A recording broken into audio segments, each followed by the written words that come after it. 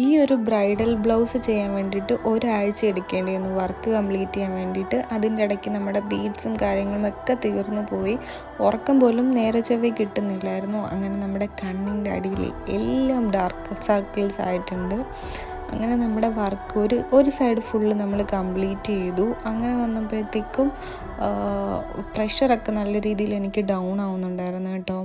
ഫുഡൊന്നും എനിക്ക് നേരെ ചൊവ്വേ കഴിക്കാനോ ഒന്നും പറ്റുന്നില്ല. അങ്ങനെ നമ്മുടെ ബീഡ്സും തീർന്നു പോയി.